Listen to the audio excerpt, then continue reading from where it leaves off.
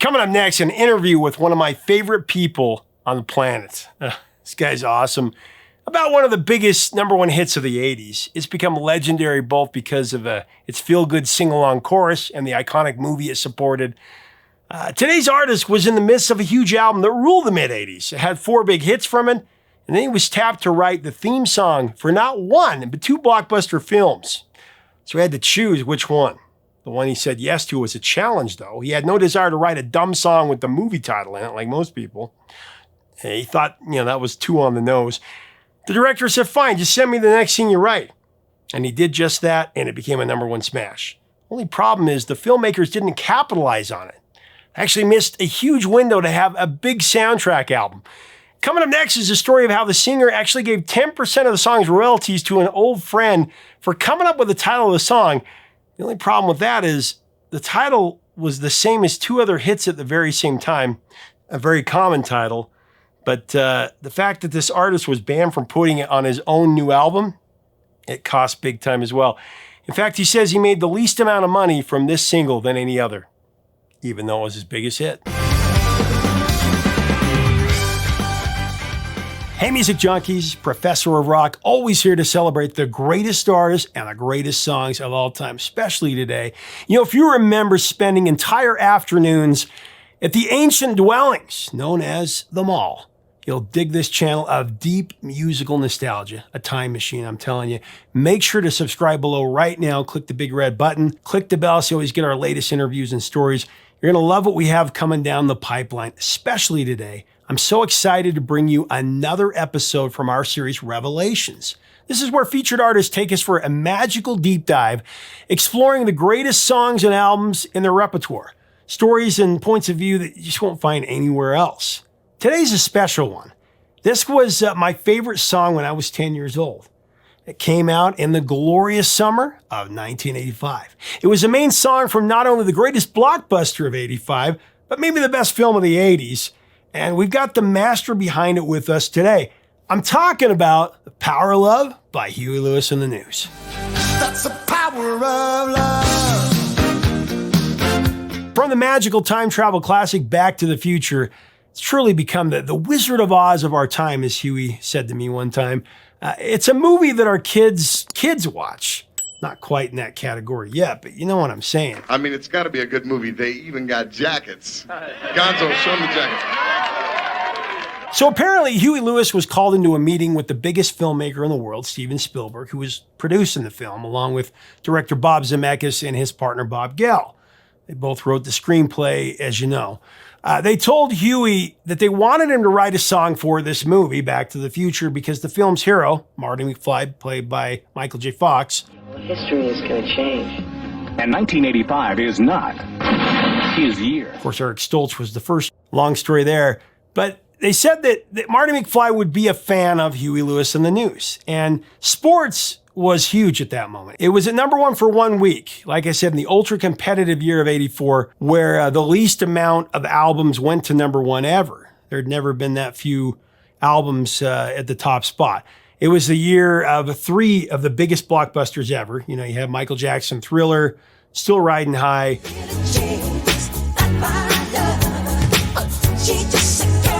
Prince, Purple Rain, reigned for 24 weeks at number one.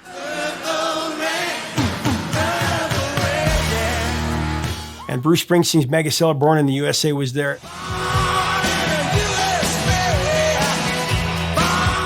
Not to mention the Footloose soundtrack.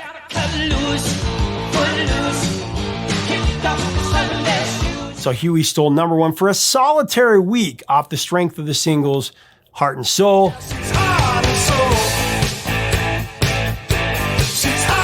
The Heart of Rock and Roll,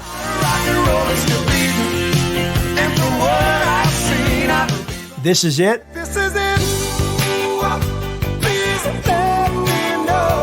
and I Want a New Drug.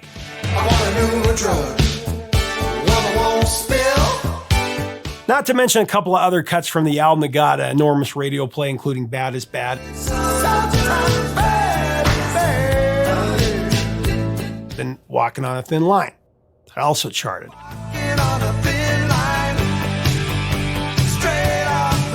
The album would go on to sell 7 million copies in the US and over 10 million worldwide. No doubt about it, Huey Lewis, he was so hot that the #1 movie of 1984 allegedly asked him to write their theme song, Ghostbusters. Ghostbusters, starring Bill Murray, Dan Aykroyd. He turned them down, but it's been well documented that they wanted his exact sound for their film, and in a lot of ways they got it. Anyway, talk amongst yourselves below. Huey and the News, they were as hot as anyone in the mid-'80s.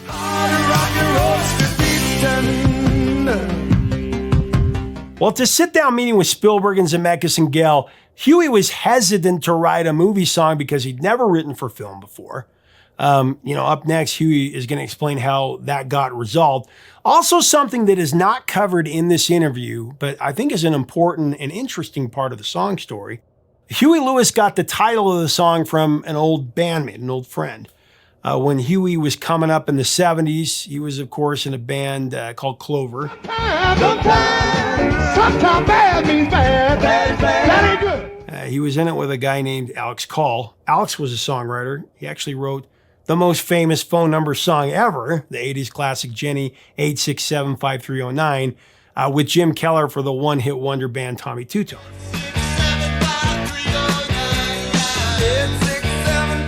He also wrote Little Too Late for Pat Benatar, amongst others.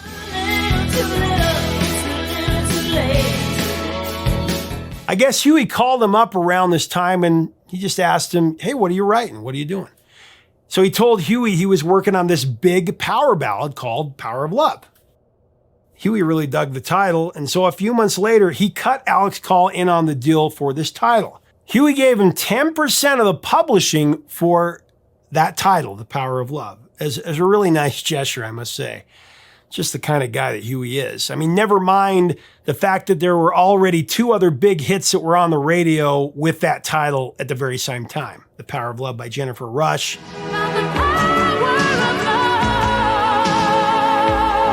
Which, of course, would later be a hit for Laura Branigan. Even though there may be times. And then Celine Dion. 'Cause I'm your lady. And also The Power of Love by Frankie Goes to Hollywood. The power of love. Which actually wasn't a hit in the US because it wasn't released here, but it did hit #1 in the UK in late '84. Interesting thing is, all these songs called Power of Love were on the radio, like I said, at the same time. The only other song I can think of off the top of my head with so many different songs with the same title are Lady. Styx, Kenny Rogers, the Commodores, which actually Jennifer Rush's song is sometimes referred to as Lady as well, because it says, I'm your lady. I am your lady. And actually, come to think of it, Jennifer Rush's song was not a big hit here either. Anyway, when The Power of Love went to #1, it became Huey's first chart topper and would be the first of 3 #1 hits almost in a row. They were Stuck With You and Jacob's Ladder, which would both follow. I am happy to be stuck with you. Yes, it's true.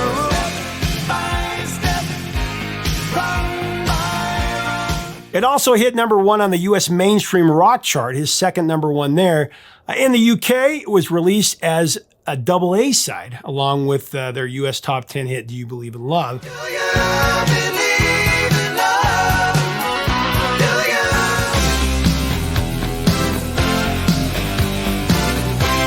It would actually be the band's only top 10 showing on the UK singles chart.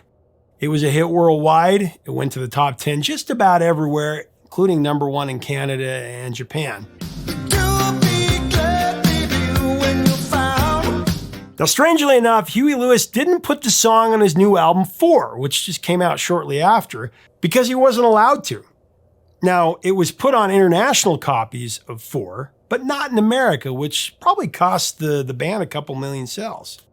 But Huey will explain the huge mistake the label made with not putting the song out correctly and taking advantage of the movie's record-breaking moment, and of course, Huey's popularity at the time.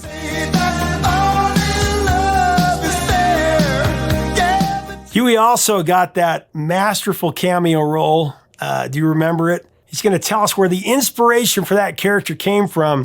Power makes the world go round. And it's no like I said, this song, it's always been a favorite of mine. Actually, a few months ago, I was honored to do a Professor of Rock Live event with Huey, and he told me all these great stories.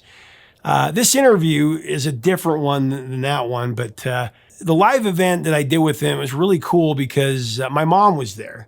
I was able to share a personal story about this song that had to do with her, my mom. I remember when this song came out, I was in a wedding line at my uncle's marriage reception. Later, they had this band playing the reception and everybody was dancing. This band, they were just playing 50s and 60s covers. I was halfway engaged, but being a little 10-year-old kid, you couldn't pay me to dance. My mom was trying to get me on the dance floor. She was trying to get me to ask some neighbor girls to dance, to no avail. There was no way I was going to do that. I sucked at dancing, still do. Well, so she made me a bet. She knew that The Power of Love was my favorite song, so she said that if the band played that song, that I had to go out and dance with her. I said, Mom, this band, they play oldies music. There's no way they know The Power of Love. Well, I went up and I requested it, and you know what? The band knew it solid, and they played it.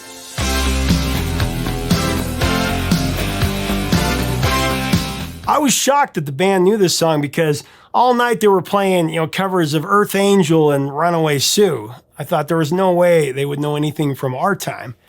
Well, a bet's a bet, and I had lost that bet. So I was forced to dance with my mom, and then later, this neighborhood girl. A bet's a bet. So actually, I remember my dad snapped a picture of me dancing at that moment. The band was playing Power of Love. And I told this story to Huey, and I had the picture on the screen behind us, and I had my mom stand up. I embarrassed her on the spot, kind of returned the favor there. It was really cool because Huey, he laughed, and he said, well, it is called The Power of Love.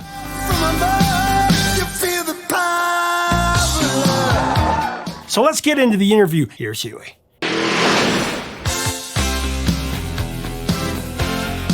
Power of Love. Back to the Future, sports was popular. Robert Zemeckis, he kind of visualized that this is Marty's favorite band, Huey Lewis and the News. So he comes to you and tell me the story about how that all came together. They asked to have a meeting with us. That's Spielberg, who produced it, Zemeckis, who directed, and Bob Gale, who wrote it. The way they framed it is they said, look, we've just written this film, and our lead character, Marty McFly, his favorite band would be Huey Lewis and the News. So we thought, why not ask you to write a song? I said, fine, love to. Don't know how to write for film necessarily. And frankly, don't much care for writing a song called Back to the Future. And they went, no problem. We don't care what it's called. We just want one of your songs. And that turned out to be super smart because the next thing I said, well, I'll just send you the next thing we write, which was Power of Love. And so they used it in a chase scene and they loved it. The song came out and we had just come off our sports album. So and it was the next thing released after sports. And it went to number one immediately, but immediately is 12 weeks or 9 to 12 weeks because it starts out. So they didn't release the movie till the song was number one. And so Zemeckis to this day credits it with the best marketing release ever because the film came out and this was before there were a lot of songs with films. And so when the film came out, the song was already number one. So everybody went to see the film based on that. But now when the film got so huge, boy, did it help us everywhere else in the world. Asia. Well, yeah. You and Chris, I had read that you had the song pretty much finished. And then Johnny comes in with the No, that's not Johnny's contribution. Johnny's contribution was the bridge a little bit. We used to go to the bridge twice and Johnny rearranged it a little bit. Johnny's he's a great arranger. He's got a great ear for, and that's one of the secrets to our band is that we all contribute. One guy writes something and then all by himself, another guy comes in and reads it for the first time. He can immediately punch it up in 2 or 3 things. And that's what Johnny did, the power. It was Chris's music, pure and simple, the bridge and all that stuff. But the other thing is in the movie when it comes in again, because it actually comes in again when he gets the flyer. Bye. That's the power of love. That shows the power of that song. You just hear that one vocal. It's such a catchy song, but Back in Time to me was just as good of a song. In fact, I liked it a little bit better. Cool. But did you get the script? Because that's basically a summary of the movie. They had written the film by then. We'd seen the film and all that stuff, and they wanted something for the credits. So because it was the credits outro, I decided I'd just write this for the film. I'll be back in time. And that's how the soundtrack album went gold, because of that song. Because the soundtrack album came out later too. Well, what's interesting is now that was before soundtracks, really, for the most part. And so that soundtrack album had Power Love, probably had Back in Time. It had Back in Time, and, yeah. and was there a Phil Collins song maybe? There was an Eric Clapton song. There song. was a Lindsey Buckingham song on there. And then Source and music. then Alan Silvestri's. And then Source music, Alan Silvestri's music. So it wasn't a great package. Well, Dirty Dancing, which was a soundtrack album. A couple years later, it sold 13 million copies. I know. So that's what a mistake that was. I know. I mean, that thing could have been, and we never really sold, we weren't allowed to put Power Love on our record, except in the rest of the world, in Europe. Yeah. So we never, of all of our songs, we probably made less money on Power Love than crazy. Actually, Power Love, on the surface, had nothing to do with the movie. The lyric has nothing to do with the movie. Yeah. And there's no real love object in the movie even. The way these things work best is when the song stands on its own and then the movie stands on its own. If the song is clearly written for the movie, it kind of diminishes the song somehow. I use that as an example today because we have a new song used in an animated film, Animal Crackers. And that's a classic example of that. And the song won't It's an afterthought in a way. And the song won't stand on its own because it's the stepchild of this film. And Zemeckis was really smart that way. I mean, they all were, because they could have clearly had a song that had something to do with the movie and had somebody write it. But they didn't. They chose Power Love. And of course, Power Love was nominated for a Grammy and Oscar and the whole nine yards. Nothing. Zero. Not. Which I was so blank. frustrated. I no watched Oscar, the Oscars. No Grammy. Yeah. No, we were nominated for like 10 Grammys. I know. 1. Bruce Springsteen just killed us. Man. Yeah. 9 for or something for Born in the USA. Of course, when Marty plays it on the guitar, him and the Pinheads. Right. Hold it, fellas. I'm afraid you're just too darn loud. I loved that as a kid. I was like, that's Huey Lewis. I knew it. I knew it was you. My dad's like, I don't think so. Because I saw that movie once a week. Because it came out in our little... Well, then it worked, because that was our idea. That all along, Zemeckis and Gail wanted Bobby, the two Bobs, said, you got to get to be in this somehow. I said, no, that's silly. Don't worry about it. And so finally, they kept harping on me. I finally said, okay, look, disguise me. If you do it uncredited, disguise, and make it an inside joke thing, I'll do it. And the funny story there, he was the head of the label at CBS, Jack Crago.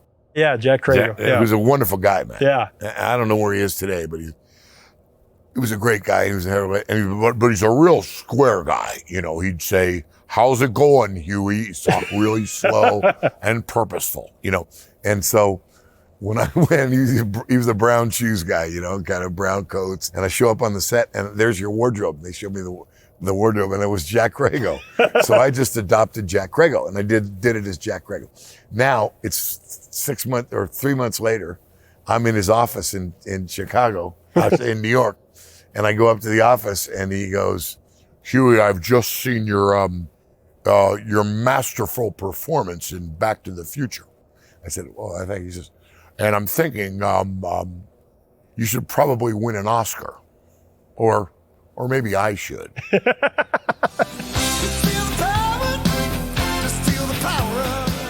Man, when Back to the Future came out, it dominated every aspect of pop culture. I remember it played in our little movie theater in Blackfoot, Idaho for like 3 months straight. I saw it 18 times in the theater that summer. I'm not kidding. It's a film that still holds up. I just love it.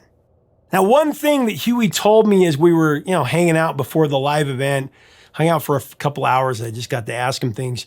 The reason Marty McFly plays the song with the Pinheads, but he never sings it, is because the song wasn't actually finished at that moment. He just showed him the part that was done, and that's what Marty plays. Also, this song, as we said, we're up for a lot of Grammys. It was up for Record of the Year and Song of the Year in one of the most competitive years in Grammy history. Back when good music was actually nominated. The songs nominated for Record of the Year in '85 were as follows: The Boys of Summer by Don Henley,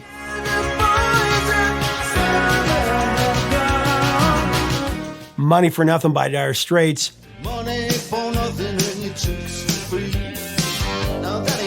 Born in the USA by the Boss Bruce Springsteen,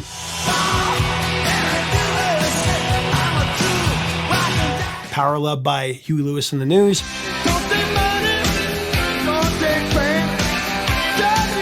and the eventual winner, We Are the World by USA for Africa.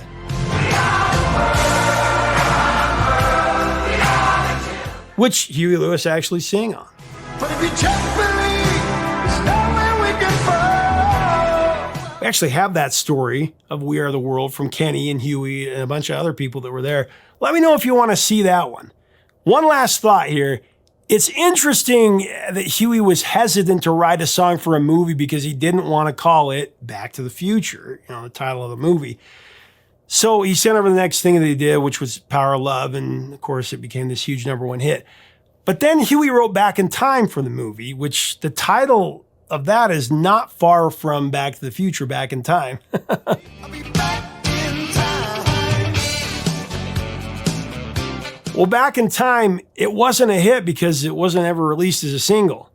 But I tell you what, it would have been a hit. All these years later, Back in Time, it's just as recognizable as The Power of Love. Go figure.